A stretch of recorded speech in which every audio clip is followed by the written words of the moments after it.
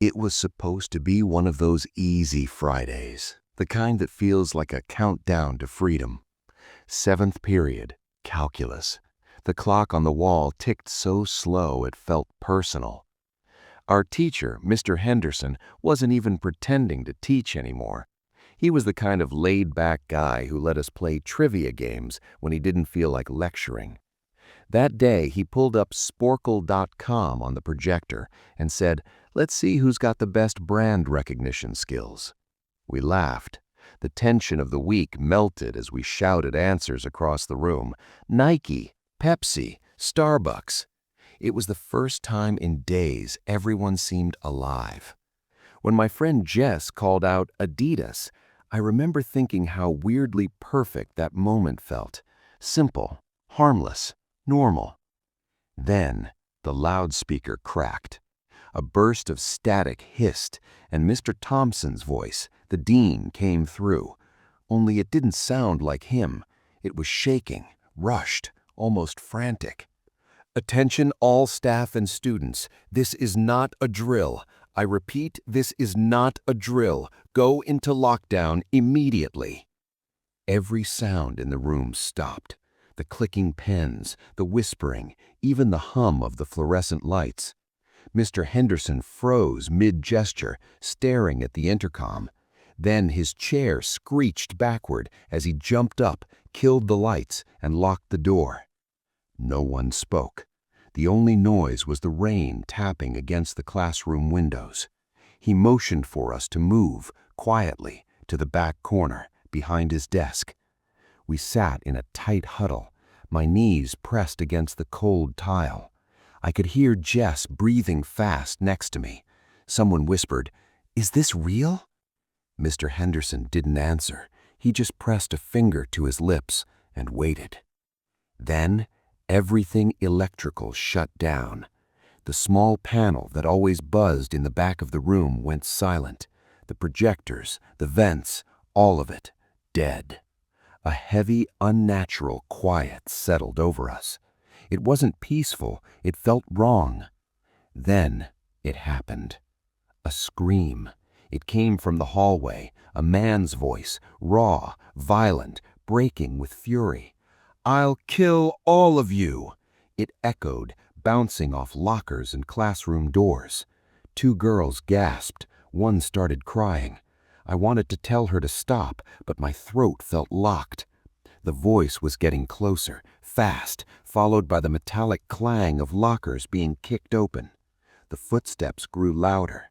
Then, bang, bang, bang. The pounding hit our door. The man was right there. "Open up!" he shouted. Every head turned toward the sound. A few kids were silently praying. One girl's sobs broke the air. Mr. Henderson crouched by the door, gripping a metal ruler like it was a knife. The pounding went on for what felt like forever. I counted the seconds just to stay sane. 10, 20, 30. Then, silence. The footsteps started again, moving away down the hall. The man kept screaming, his voice fading until it was just a distant echo. We didn't move, not a single breath. Time stretched. It could have been 5 minutes or 50. No one knew. Finally, the loudspeaker buzzed again. We all flinched.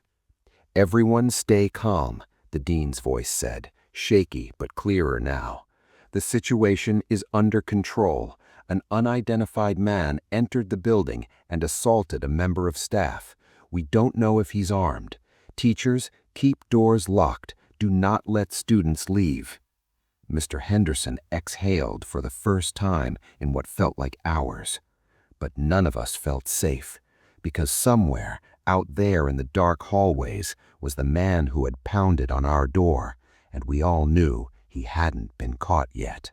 It was early October, the kind of gray, sleepy day where the clouds sat low and heavy, and the sound of rain filled the outdoor walkways. Our middle school had 2 lunch periods, one for the 6th graders and half the 7th, the other for the rest of the 7th and all the 8th graders. I was in second lunch. The first lunch was already in full swing when it started. At first, I thought it was thunder. 4 loud booms echoed through the courtyard, deep, spaced apart, almost like fireworks trapped inside a fog. But the second the noise hit, the entire lunch crowd screamed. Trays hit the floor, milk spilled, chairs scraped. The cafeteria was chaos before anyone even knew what had happened. I sat frozen with my sandwich halfway to my mouth, thinking, relax, it's thunder, everyone's overreacting. Then campus security burst in. They weren't calm, they weren't pretending. One of them yelled, "Everyone inside the multi-purpose room, now, move it!" We obeyed instantly. Kids who were still in line for food had to toss their lunches straight into the trash. Some were crying, others were just confused. The multi-purpose room was massive, a high-ceilinged space that usually smelled like sweat and basketballs. Along the entire back wall, tall windows looked out toward the parking lot and the row of houses across the street. Security guards rushed to pull the curtains closed. Teachers positioned themselves at every door. We were sealed in. Hundreds of us stood shoulder to shoulder, whispering, trying to make sense of what was happening. The rain outside drummed harder, echoing off the roof. My friend Eric couldn't handle not knowing. He pushed his way toward one of the teachers and asked what was going on. He came back a minute later, pale, eyes wide. He's threatening to kill himself. Says if the cops try to evict him, he'll shoot them. They say he's got a gun. The words hit like a cold wave. Some kids gasped. Others didn't believe it, not at first. Then Eric added quietly, "He's been watching the school, just standing out there, staring at kids." My stomach turned. We later learned he was a registered sex offender, a man who lived right next to one of our classmates, Brandy. Security told us to stay calm, stay quiet, stay put. But how do you calm hundreds of middle schoolers trapped in a dark gym while a man outside threatens to open fire? Every minute dragged. The air was thick with the smell of sweat and fear. Someone threw up in a corner. An hour crawled by. 2 class periods vanished. Finally, the principal's voice came over the PA, shaky but trying to sound reassuring. "The situation outside has been resolved. Stay seated. Staff will escort each group back to class one at a time." The curtains stayed drawn. Teachers whispered instructions. One by one, we filed out in silence, single file like a funeral line. When I stepped outside, the rain had stopped. The sky was still gray, but the air felt wrong, like the world had tilted a few degrees while we were inside. That night, Brandy called me. Her voice was trembling. "You remember the guy they were talking about? He lives right next to me. Last Halloween, I saw him in his window, cutting his arm. He was writing words on the glass in his own blood. It said, 'Don't come here or I'll kill you.'" I didn't know what to say. We'd all thought it was some creepy Halloween decoration, a joke, but it wasn't. It was a warning. And after that day, every time I walked by that row of houses, I could still feel those words, even after the rain washed them away. By the time I returned to my old high school as a computer tech intern, I thought lockdowns were just distant memories, something you told stories about years later. I was 22, fresh out of college, ready to start my adult life. The school basement was my new workspace. It wasn't glamorous, half storage, half server room, but tucked in the corner was a small office that felt like paradise compared to the classrooms above. 3 desks, 2 mini fridges, a flat-screen TV mounted on the wall, and best of all, icy air conditioning. My two coworkers, Dave and Gary, were older tech guys, friendly, laid back, always cracking jokes about how they'd never survive teaching teenagers. That Thursday, they were upstairs fixing some teacher's computer when I ate lunch alone. The sandwich halfway gone, my phone buzzed. A call from the front office. "This is the main office. The school is on lockdown. Possible armed intruder on campus. Find a secure place and stay put." My blood went cold. The office I was in didn't even have a door, just a wide-open archway. The main basement door had no working lock. All I could do was turn off the lights, silence my phone, and wait. The hum of the servers filled the room like white noise. I sat in the dark, trying to listen for anything. Footsteps, voices, gunfire, nothing. I texted Dave and Gary, "What's going on?" No answer. Minutes crawled by. My sandwich sat forgotten on the desk. Then, somewhere above me, a door creaked open. The sound echoed down the stairwell, long, slow, metallic. Footsteps followed, heavy ones, coming down. I froze. Each step echoed louder. Whoever it was, they weren't in a hurry. They were searching. When the footsteps hit the basement floor, I slid off my chair and crawled under the desk. The shadow entered the office. I could see his silhouette against the faint glow of the server lights. He didn't turn the lights back on. He just stood there, breathing. I tried not to make a sound. Then my phone buzzed. The notification sound shattered the silence like a gunshot. My heart nearly exploded. The man's boots scraped closer. I clenched my teeth and prayed. Then a whisper, low, calm, almost gentle. "It's okay. I'm just hiding down here too." I looked up. The glow from the servers caught his face, a man in a red plaid shirt and a dark cap. He smiled faintly. "What's going on up there?" He didn't answer. Instead, he asked, "Is there another way out of here?" My pulse pounded in my ears. "There's a back exit." I pointed toward the far end of the basement. He nodded. "Good." Before I could ask more, I glanced down at my phone, at the text that had set off the noise. It was from Dave. "Dude, this is insane. Some guy shot Mr. Buckley. He's wearing a red shirt and hat. Whatever you do, don't come upstairs." I read it twice, then looked up.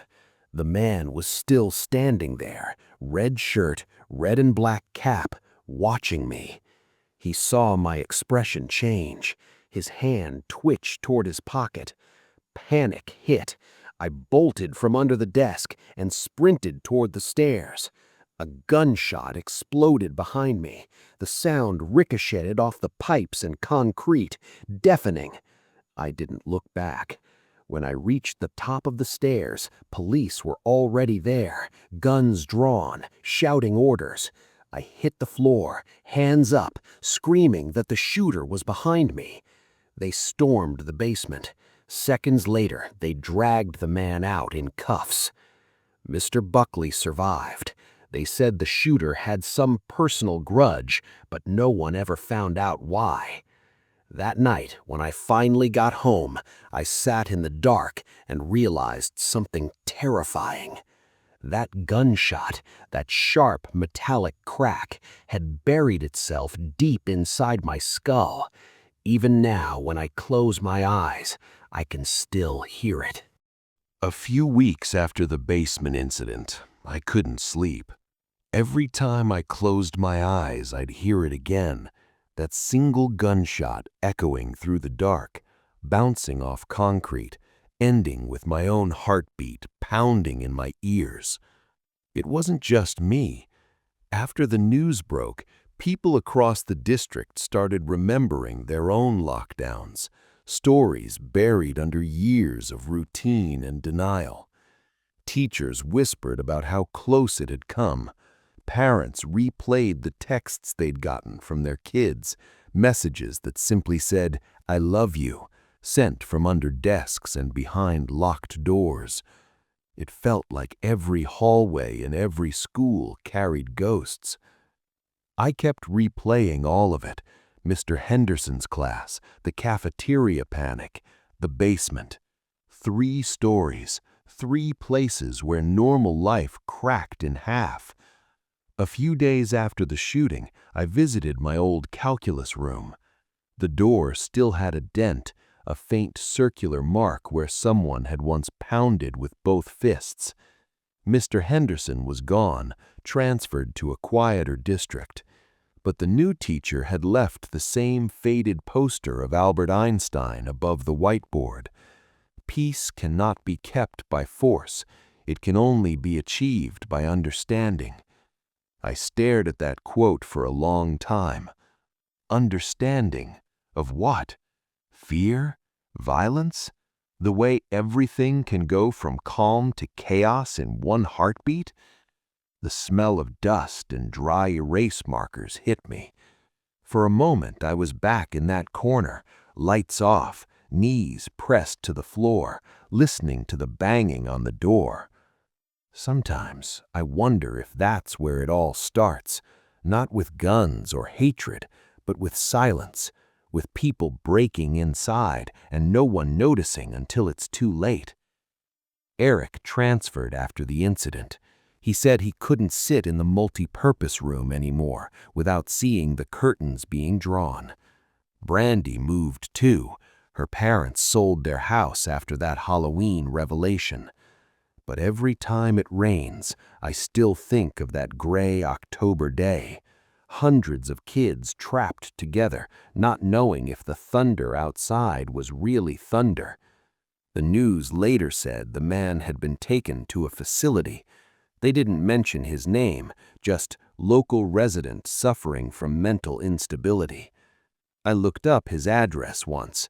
The house was still there. Different curtains, new owners. But part of me swore I could still see the faint outline of those words on the window. "Don't come here or I'll kill you." It wasn't a threat anymore.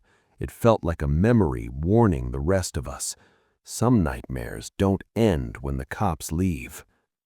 When I went back to the basement to collect my things, the police tape was still stretched across the stairwell.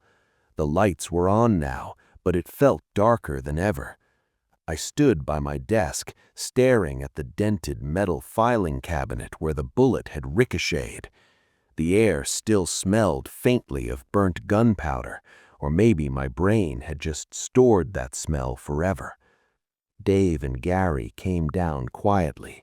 They didn't talk about it, they just packed their things, the sound of tape and boxes filling the silence.